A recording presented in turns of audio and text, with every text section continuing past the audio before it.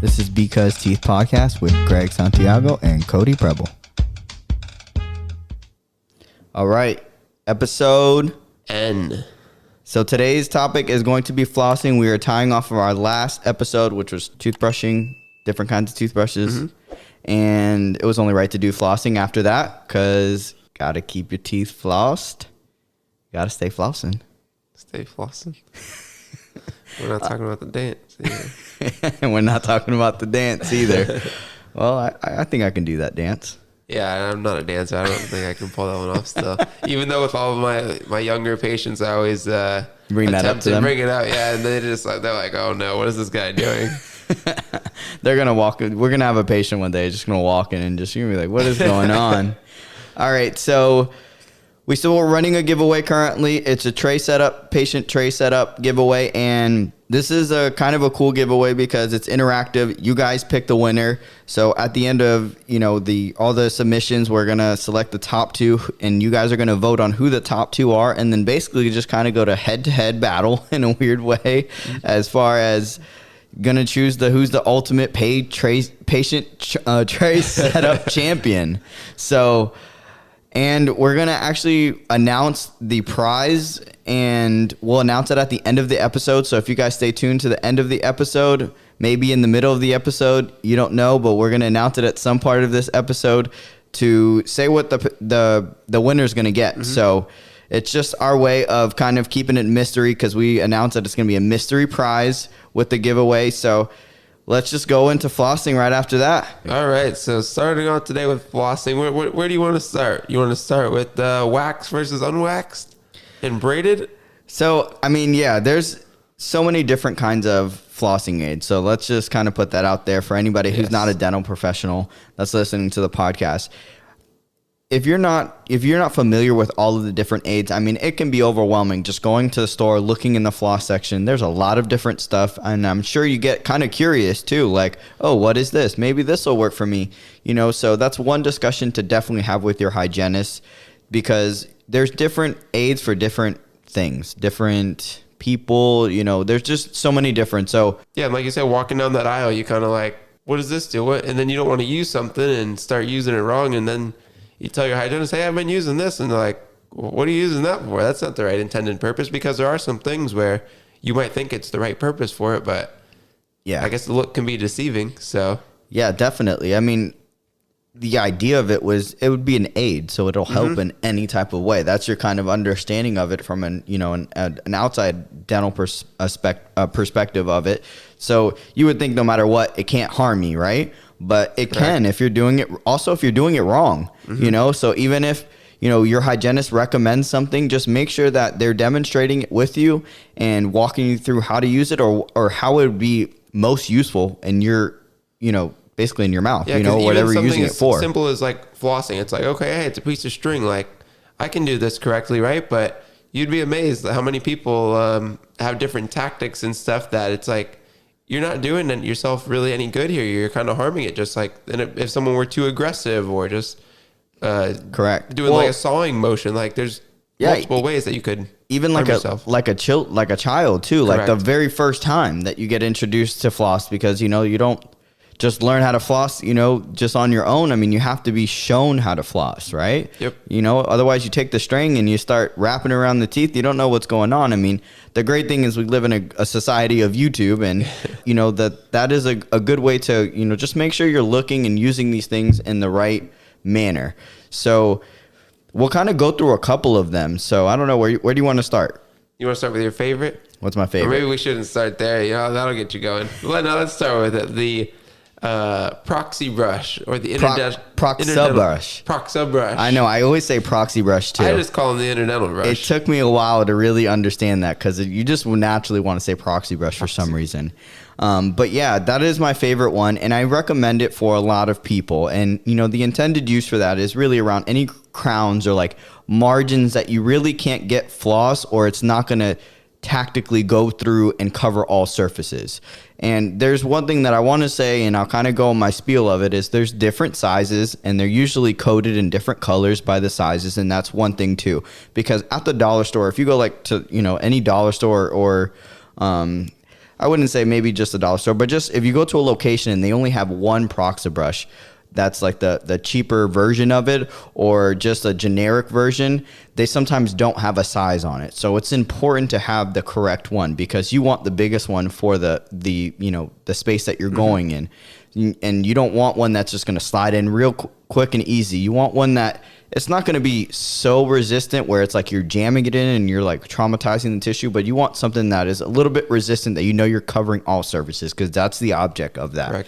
So yeah, you got me going on that one. Yeah. But yeah, that is my favorite one, but it's just because it can be very useful. And sometimes not only just with like, prosthetics or partials or under bridges. I mean, that's the real, I guess, prominent intended use for that. Most common, some of the more common ones, but you could even use it, like you said, under for a root concavity or a furcation or something like that. It could even be used. Exactly. And those are the kind of conversations you have to have with your hygienist, because you wouldn't look at that and say, oh, my gums are really far down on this tooth, so maybe I can take this thing and kind of put it in there. You don't understand that. You're just like, oh, maybe it'll wrap around it or something. Mm-hmm. The other thing I always like to say with the Proxa brushes is lubricating it, whether it's in mouth rinse or toothpaste. I think that kind of goes a little bit by the wayside, because they don't really talk about that too much. So I always like to put that out there, because that makes it a little bit easier, and you're kind of putting that, fluoride where that toothbrush is not getting, or, that kind of thing. So I always like to say that. And I guess quickly, while we're on that topic, we could go into water picks a little bit, since you mentioned adding solutions to them. I know it's a topic that does get talked about a bit, so cover it briefly though. Yeah, the oral irrigation. I mean, it's the best kind of way to get your loose, surface plaque. That is just the best kind of way to. I mean, I have a water pick. I love my water pick. I take it in the shower with me, and that's a big topic to have with patients. But also, that is like the biggest one that you really have to spend some time demonstrating. Yeah. And it's kind of hard to demonstrate that, because you don't always have access to a water pick that you can just switch out the hose and wipe down, because it's not necessarily sterile.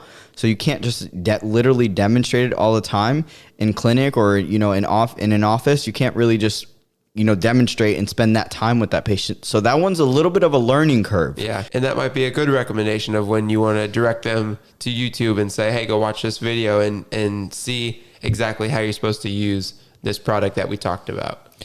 Yeah, exactly. And the other thing too, with all of there's so many different water picks. So like, even if you're like demonstrating one water pick with them in the office, that doesn't mean that that's the one they're going to buy, or that, like, what if they get a better deal on something? They're like, oh, let me just get this one or something, even though you want them to get, usually you'll recommend a specific version, or a specific one or type. And, it just depends on what's going on, kind of thing. But, cause there's so many different, there's the travel one. That's like the one that I was saying, like I go in the shower with. I know it's weird to say that, but that one is waterproof. You can take that one in the shower. And that's usually why I have it there. And then you got your stationary ones, and those are the ones that literally just sit on your counter, and those have a bigger tank, so you can continue to use them and not have to refill it, where like the travel one, you have to refill basically every time you use it. But I just love them because of how fast it is. Like, it's so simple. I mean, I'll usually use my water pick like in the morning, like after breakfast. Say I'm not ready to floss just because I'm in a hurry or whatever. Yeah. It's kind of a nice, like in between. It's just kind of a quick, you go over it, boom, you're done. And then maybe in the evening or after lunch or whatever, then I'll floss. But that's what I really like about the water pick, is just how fast and simplistic it is. Yeah, it's the convenience. That's simple.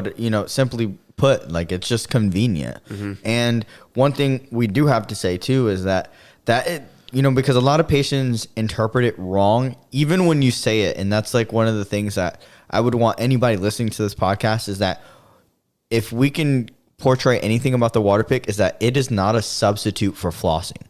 It's just an additional to it. It helps, but it's not a substitution, because people are like, yeah, this is convenient, I'm just going to do this from now on.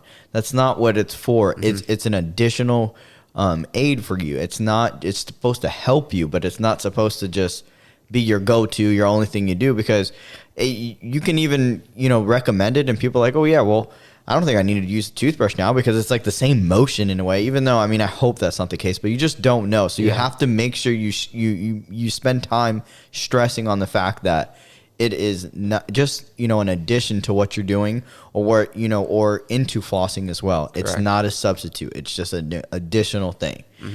Unless there's a restriction. I mean, it could be, in a very, very unique, specific person or case, that it could be that it's just specific that you can only use water floss, but like, I don't know, I don't even want to put that out there, I guess, because as soon as you say that, and that's the other thing too, is as soon as you say one thing, it's like, you got to stick with your guns, like just say like, this is in addition to flossing, stick with that. Yeah. And touching on those different versions of the water pick and stuff, do you want to mention that one that we came across the other day? Remember what that one was? For sure. This is a great one. So we were doing a little bit of research, just kind of talking, like, seeing like price points and seeing the different versions of them, because we don't know every specific version, because there's also multiple companies that make the water pick and different forms of, the water pick, or, the water flosser, I guess we should say. Water pick is the brand. And that's another thing too. The water pick is a brand. It's a water flosser. That's what the actual apparatus is. Exactly. So, but yeah, there's a lot of different kinds, and we found a really, really creative one. So any of you dental professionals, if you guys want to, I guess, get a good laugh out of it, because it is kind of funny, but it definitely, again, it's practical. Serves a purpose. Yeah, it does. But it's by a company, or is that the name of it? I think that was the brand. Okay, that was the brand. It's called D-Castle, and it's a manual pull rod water pick. So basically, it's like a pump that you're like pumping the water through the machine in a way to get to build up that pressure. Then you'll press the button. And it kind of releases that pressure out, just as the regular water flosser does. It's kind of like, you remember those soda things that were popular a few years ago, where it's like, you take off the cap and you put this cap back on, you give it 10, 15 pumps, and it's supposed to keep the carbonation. Yeah, the carbonation. And that's exactly what it reminded me of. It's that same pump on there, building up the pressure in there, and then you press it, it releases make your own pop. I remember that. That's funny. But yeah, there's so many different forms of it. But yeah, that was a good one. Me and Cody got a good laugh out of that one. Definitely something I haven't seen before. Neither have I. I've never even heard of it. But it serves a purpose. Yeah. No electricity, have no access to batteries, and it might be a good one to travel with, Yeah, that's true. You don't want to bring your charger for your water pick, or something dies, or exactly. You don't want to spend, another $50-$60 on a new one, or batteries, or whatever it is, or That's what I said. It just serves a purpose. Like, even though like for us, we got to laugh at it. It's not because it's a bad thing. It's just, we don't really think of that stuff, or we've never really been, we've never seen it. So that was why it was just kind of interesting. So, but yeah, there's so many different ways, and then, kind of go off of the piggyback off of the water pick, that then you got your air flossers, which I know that was newer technology. Yeah. At least when I'm here, I haven't heard about them before. No, they've been around. Yeah. They've been out. It's just not really. They haven't gained much traction yet. Yeah, because the water pick has a lot more proven statistics. Like it has a percentage that's way higher than the air flosser, which, just from my personal opinion, I think it's the same idea of what it's doing. Yeah. Pushing air versus water, but your water is going to cover a lot more surface area than your air. But that serves a purpose too. Like, I can say that when I very first tried it, because I tried one of those air flossers, I already knew that it was not going to be like something that would be useful as far as flossing goes for me. But I'll tell you this, why it's really cool, at least from like a dental person's standpoint, is that it's like air on your teeth. Like when you dry your air, when you like apply like varnish or anything like that, or like a sealant, that's like your at-home air kind of thing. So I don't know, like that's the way that I actually was introduced to it, is I was recommended to do that addition to whitening. So to dry your teeth before and kind of use that. Oh, okay. Yeah, and another thing is too is using that also too with like a disclosing as well, like as far as like drying the teeth and then really like pulling out that plaque, because it'll show you, so. Because if you just have a bunch of saliva or just water mixed around, like it's not gonna get that full effect, because it's moving it around, so that kind of serves a different, I guess, standpoint is from that. So different use for it. Yeah. So, but yeah, they just brought that up, and everyone in our class was like, "Whoa, Like, Yeah. where was that? I know that's how I felt about him. Like, I haven't really heard about him too much. I mean, I'm new to all of this field. Yeah. I haven't been in it as long as you have, but I mean, I would definitely be curious to try it out just to see. And it's just another one of those things that then if your patient brings it up, you can be like, yes, you know what? I have used that. This is what I thought of it. I liked it. I didn't like it because of this, this, and this. Yeah. And as we're saying with all of these, they can all be applicable to the right patient. So everyone has different needs. So that might be something that's useful for somebody, and you might recommend that. Yeah. So it's important that we get the exposure. Exactly. With all of the items. Definitely. And the other thing, I mean, it's just really, you got to bring it home with the traditional floss. Mm-hmm. So many different forms of it, so many different companies for it, so many different flavors for it, so many, there's so many, it just depends what, and I hate to like keep saying that, but it really does. And it's like one of those things. It's like, okay, like I get it. Like you've said that a couple of times, or we've said that, and we say that a lot of times, like even just, in class, like when we're learning stuff is, it just depends because you don't know, but you have to apply that. So that's when it's important to, like you said, be able to be exposed to it, to apply it when the, situation arises, and talking about the traditional floss. I mean, what kind of floss, I guess, do you use? Do you use like a specific one that is like different, or is it just? No, I like the, it's Oral-B Glide. Okay. I mean, I don't think that's the traditional that's the one that I like, but I just like that type. Like, I don't like the threaded, the braided. Yeah. I know we were talking about, but I just like the single. It's kind of like flat, thin smooth. line. Yeah, thin line. Thin. That's what I like. Yeah, and that's good. And it just depends what like you said. I mean, where it applies to, because that's good. Like I have that one. I use that one every day. Mm-hmm. The traditional Oral-B Glide floss, and that one's mint flavored. It feels good because you taste that. You have that kind of sensation of feeling like you're cleaning in a way. And well, you are cleaning, but I mean, like you feel like, like you get, it's just like when you have a clean house, you want to make it smell good, but there's really no purpose of it smelling good other than having that sensation of it. Yes, that clean feel. Yep. But yeah, so I use that one as well. And I've tried other ones, and it's because I have very tight contacts on more, I would say, my mandible, like my lower teeth. And even like specifically, I do have a little bit of crowding on my lower anterior.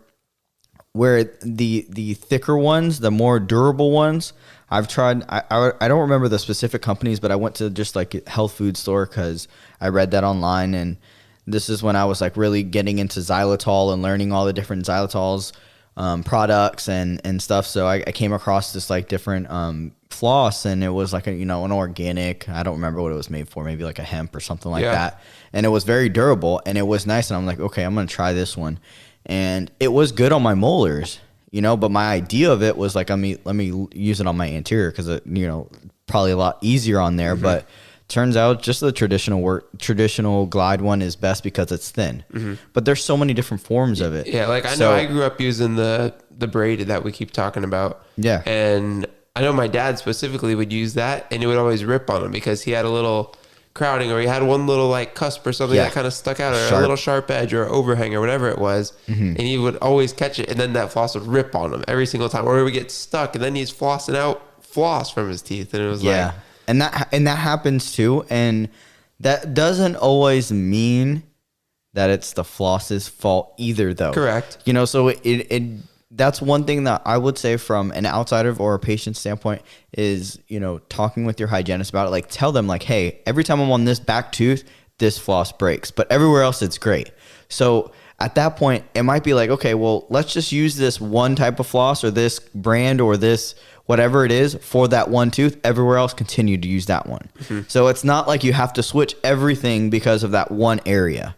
So that's where it kind of, what we talked about, like the oral irrigation, is that's not a substitute of flossing. It's an addition. So let's add things. Let's tailor your flossing habits, daily, specific to what you have or what you need, or also what's convenient to you, because I mean, talking about like convenience is the picks, you know, like the actual the plackers. Plackers. There we go. I finally got you using it. That word. Yeah, because everyone loves it because convenience. Exactly. That's most people's, you know, kind of assumption is you like, pull it out of the pack, it's tight back there. I have to use that. But really, that's the same kind of floss you're using just on a little stick. Yep. You know, where I can understand because I'm weird about it too. Like I like to wash my hands before I floss, you know, just because it's like, you know, what was I doing before, you know, like, you know, working on my car or something. And then I'm not going to floss right after that because you're just taking bacteria and you're cleaning and dirtying at the same time. So essentially it's kind of, you know, I don't know. It's zeroing out at that point, you know? I was trying to think of the word. But, you know, it's a convenient thing. You know, I will say that I do use the picks. I'm not against the picks. But again, tailored for a certain situation, and I use them just keeping them in my car. It's like the quick, you know, go-to thing. Or honestly, like I have the individual ones that like it's like a sample one that I just keep in my wallet. So like if I'm like in a weird situation, that's like kind of like my, you know, like emergency kind of thing. Or like I said in the car, if there's something like if I don't have floss around or I can't wash my hands, then I'm not going to stick my hand in my mouth, you know, but I need something. So I'll use that, you know, but as far as like toothpicks and stuff, you know, even the regular picks, you know, the plackers, they can be traumatizing to the tissue, to the gingiva. You're harming yourself. Yes, you're getting that piece of food out, but you're also pushing that tissue out of where it's supporting your tooth, or, you know, and that's, you know, essentially going to contribute to opening up a bigger, you know, space for, you know, food or bacteria to get caught in. The toothpick end of it or using a toothpick Both. specifically? Both. Okay. Yeah. I mean, even the floss end of it, if you're jamming that thing in there and you're not like, you know, you know, because it just depends. Yeah. You know, some people are like, oh, let me just get that in there real quick. Yeah. You got to be easy, slow, you know, you have to slow your roll, you know, so that's the thing is you have to really walk through those things. And it's a lot of these things that is kind of like out of sight, out of mind. You don't think, you just go through it, especially as you get older. You're just like, oh, I've been doing this for so long. Okay, but now you have this, you know, this is a, you know, so you have to kind of continuously have that conversation with your hygienist, or if they're not already having that with you, really listen to them, you know, when they're talking to you about it. You know, so you know what the best floss is that you can use, right? What's the best floss you can use? Or I guess I should just I know say I know your answer, but yeah, it's the one that you used exactly. So, and that ties the whole episode of there's so many different kinds of floss, but it's the one that is best for you and the one that you'll like to use. And I guess I shouldn't say like to use, but the one that is definitely best for you. But it's gonna be an adjustment, but you will learn it, you know. And no matter what you do with all of these different kinds, find what works for you, you know, because let's talk about like, I mean, even like different brands or some certain things like that. I mean, you're going to find your traditional Oral-B and, you know, floss and stuff like that in every store. But let's say we recommend a specific one and you don't have access to that, or they don't carry it in your, you know, area, you know, where you live or something. So that's when you got to like see what's okay, hey, I can't find this at the store. Where do you recommend I get it from?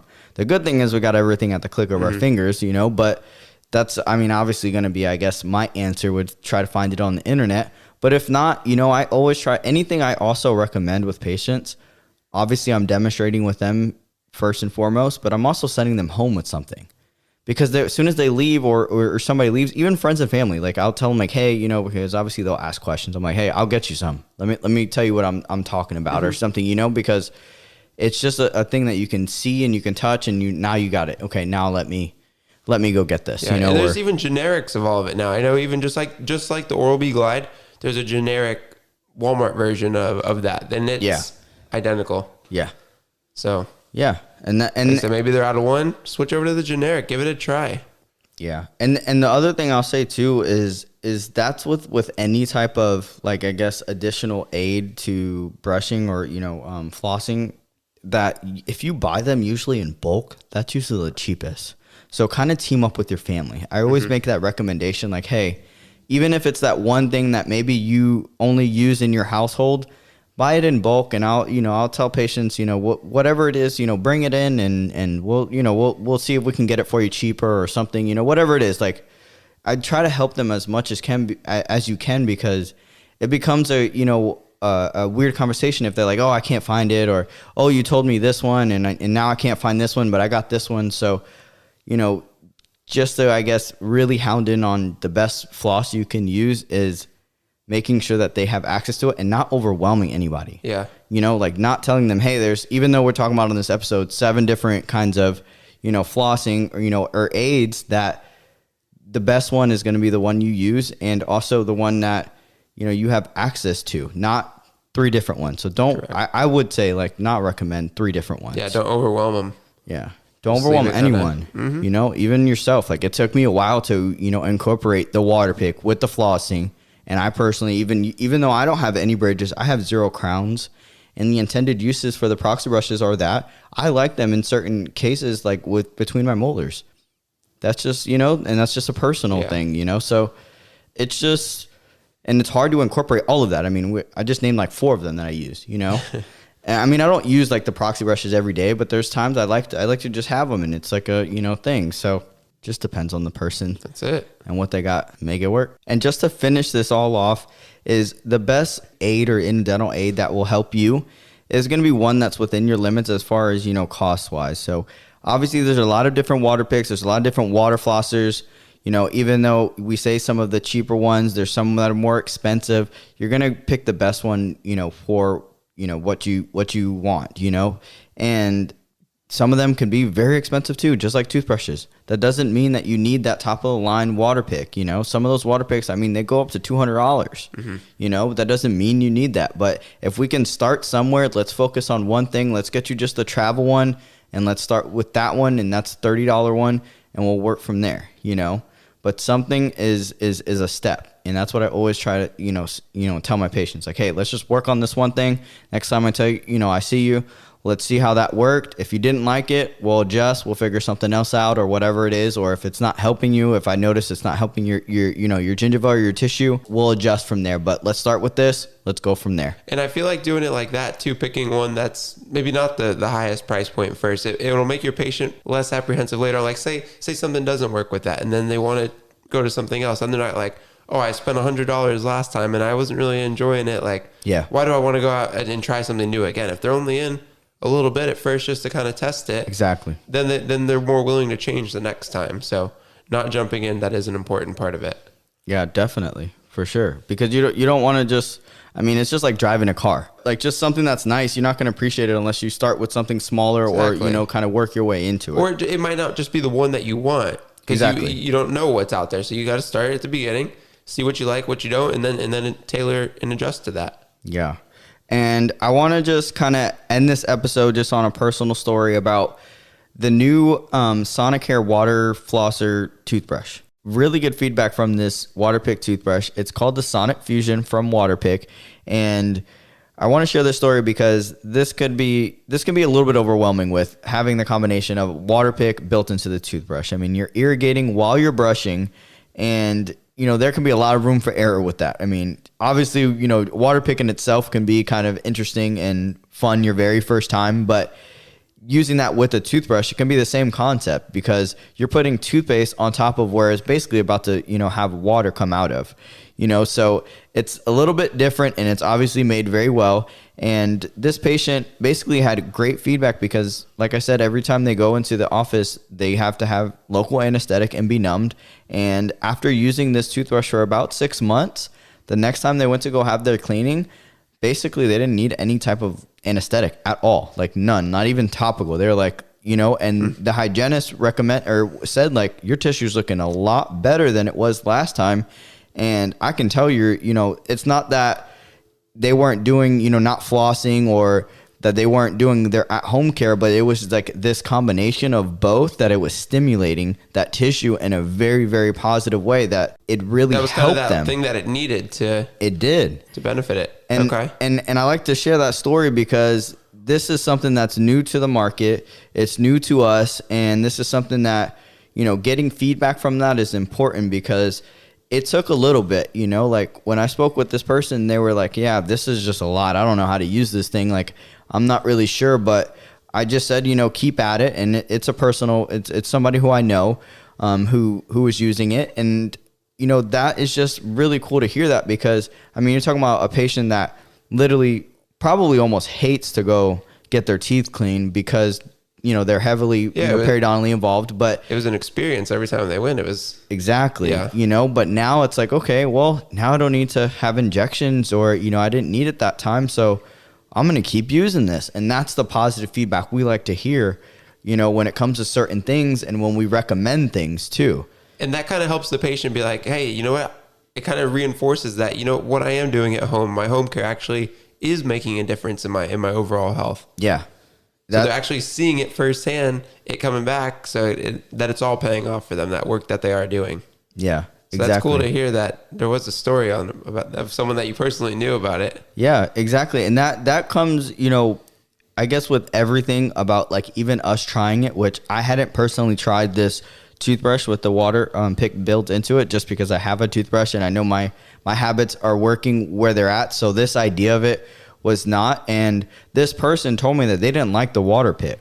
Mm-hmm. And that's why this was recommended, because they just didn't like, you know, basically doing something else. Okay. But the fact that it was built in, it's already there. All in one? It's just another button all in one, you mm-hmm. know? So it just was tailored for that person, which was great, and got positive feedback. And the other thing I'll say, you know, is we've already mentioned a couple times is, you know, having that connection with recommending stuff that we have tried or used is, you know, if there's any new kind of, you know, products out there that if you guys would like us to get, you know, your feedback on it, we would, you know, love to have this stuff, because we'd love to recommend this stuff to our patients. So mm-hmm. if there's anything out there that maybe we haven't heard of or maybe mentioned in our episode, I mean, obviously we're not mentioning every specific interdental aid, but, you know, if there's something that is, you know, kind of cool that we would like to, I mean, you know, that you would like us to try or anything like that, like definitely reach out to us. For like, sure. You know, that's just, you know, our way of being able to, you know, help others, that if it's something that might be good for a specific person or, you know, patient, we'd love to try it, you know?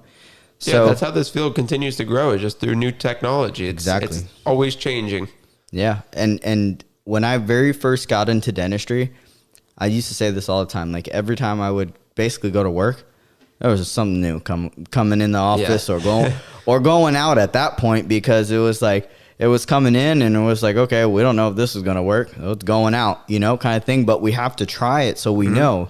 So we stay on top of, you know, offering this stuff, because I mean, you can even just talk about, I mean, anything when it comes to technology as going into an office. I mean, I know that one of the very small things, and this has nothing to do with actual clinical relation, but just having even like TVs in a dental office. Like when you go to that dental office, you're like, wow, they got the good stuff here. And you know, this is like looking at it from an outside perspective, but you know, having those TVs helps relax the person.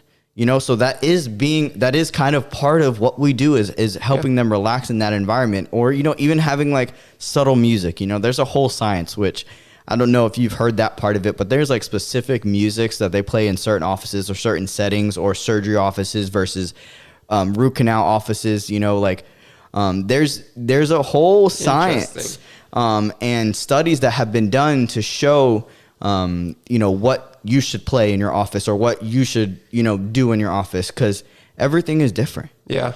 You know, and it's just interesting to really think about that, but that ties in all the products. So many different products. You have to try them. You have to see what works, and whatever, like you said, whatever works for you. That's the one that's going to work. That's what it all comes back to. So that wraps up a good topic. I think this one and the last one, we did cover a lot of material between the toothbrushes and all the flossing and interdental aids. Definitely a lot. So we're going to go into dental terms today when we got Greg's dental term.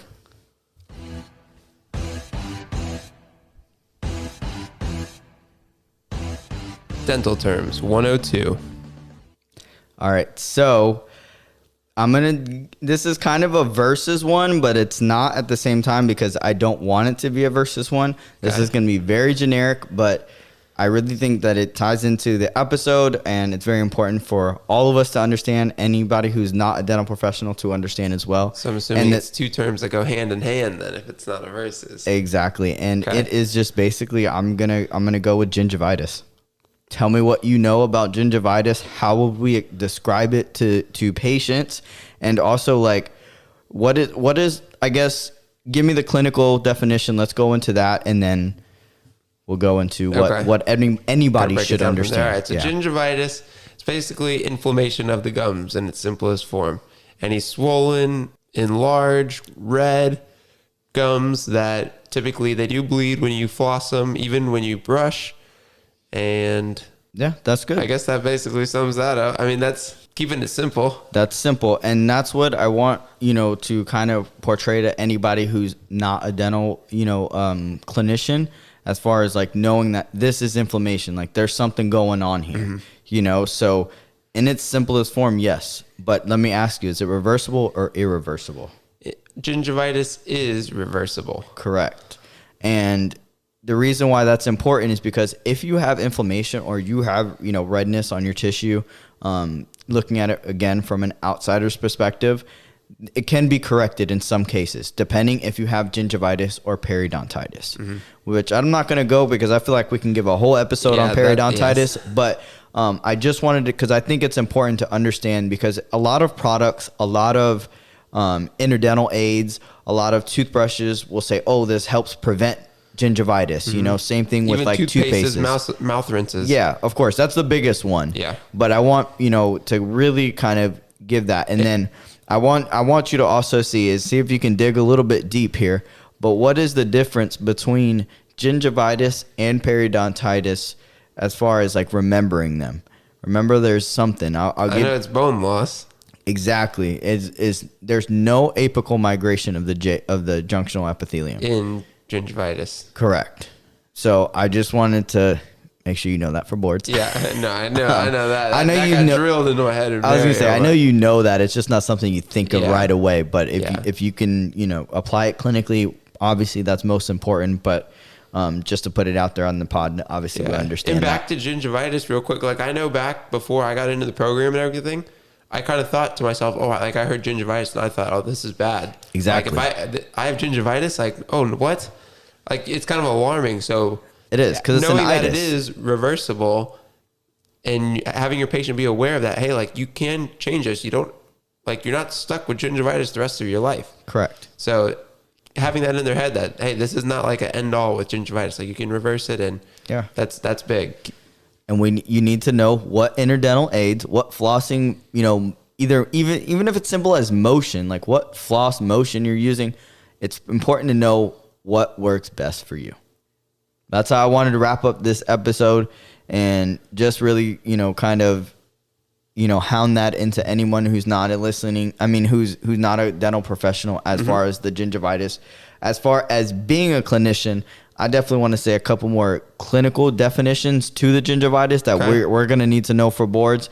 Is the cementum is not exposed. Okay. That's important. In gingivitis. But that kind of ties along with the no apical migration. There's no recession, yeah. Exactly. So, I mean, that's kind of a given. Yes. But I just wanted to let just embed that. Okay. And then no loss to any supporting structures. So you can have gingivitis. You can have, gingivitis, but you have to have no loss of supporting structures. Okay. You can't be losing any fibers or any supporting. That can be, that could be a little bit tricky, because you can look at a patient and see, let's say, no recession, but let's say the tooth is a little bit mobile. Correct. That's not gingivitis. Exactly. Maybe that you can, repair the tissue a little bit, and kind of see what happens kind of thing. I mean, that's not to say that the tooth is bombed out and needs to be extracted or anything like that. Not that we're diagnosing or anything like that, but I'm just saying, like, it's good for us to understand that, because that could be a tricky case question. That's all I wanted to say. All right. And then you want to go ahead and let them know about the mystery prize we have? Yeah. So mystery prize is going to be, for our giveaway with the patient tray setup giveaway, is going to be a $50 Amazon card. And you're going to get a choice of a mystery toothbrush or one of our hoodies that will be coming out in the future. So if you've seen any of our lives on Instagram, you've probably seen the hoodie already. We're still kind of testing a couple little things with it, and we're also coming up with some new colorways and stuff. But you will get the option of either getting a mystery toothbrush or a hoodie, but you will most definitely get the Amazon gift card. So This is kind of a big prize. I mean, you're talking about basically over $100, if not more than that, worth this prize. Yeah, so, value. The only thing that I want to say about the mystery part of it, because we had to keep, kind of keep it fun, So the mystery part of the toothbrushes, it could be anything. It could be a kid's toothbrush. It could be a Proxa brush. It could be a manual toothbrush. It could be a power toothbrush. It could be any type of toothbrush. So it's kind of up to you. If you're that kind of person who wants to roll the dice, then you pick the toothbrush, and it could pay off. It could be a dud. You just don't know. Yeah. So, or you can just pick the hoodie and, play it safe. Yeah, and play it safe. And you will get basically a choice of any, one of the colorways we have. We don't have a whole bunch of colorways, but Correct. one of the colorways. And you just tell us your size. We're still basically testing around with them. So you will be the first person to have the hoodie. So out of anybody, we've had really good feedback on this hoodie. It's completely embroidered. It's not something that's going to wash away or anything like that. I mean, this thing is going to last you. And this is one thing that, we're really pushing for with anything that we're putting out, is we're really looking for quality stuff. And we want to really kind of, just give any of our supporters good stuff. And one thing I want to, I guess, kind of say too is we're really taking the time, spending the time as far as making sure this is good stuff that we're, providing, to any of you guys who want to support us. But we're doing this for a reason. This is your way of supporting us too. It's not just getting a simple, piece of merch or anything like that. It's your way of showing hey, you guys are doing something good. And this opens up doors for us, because we want to do stuff for you guys and have these fun giveaways. But the only way we can do that is if you guys are supporting us. So not to put pressure on you guys, but this is for you guys, and we really think this giveaway is going to be fun, and you're getting really good, in my opinion. Yeah, and on top of that, we're going to need some feedback. So stay tuned to our stories selecting those tray submissions, because they're going to be kind of battling each other. They're going to be voting on which one they like. So we're going to need you guys some are the feedback judges on it. Yeah. And you guys just participate in any of our stories. If you're on Instagram, if you're not on Instagram, we understand that. You can also go on Facebook. I don't think you can interact with the stories on Facebook. Yeah. But that's nonetheless, email us. And the other thing is, if you have any comments, please comment on the podcast episodes. You can literally comment on Spotify and give us some feedback as oh, I like this episode, or I don't like this episode. Whatever it is, we definitely want to kind of I guess put that out there, even though we've said that in the beginning, but kind of come back to it, because we've done, we're over 10 episodes at this point. We're pretty deep. Through, So anyways, that wraps up this episode. Make sure you guys floss. How many times you floss a day, Cody? Once a day. Once a day. Oh my gosh. Oh At my least. Lord. Okay. So, all right. I'll talk to Cody after this podcast. Don't worry. All right. That wraps up this episode. On to the next one, guys. We appreciate you. See you on the next one. why do we do it? Because teeth.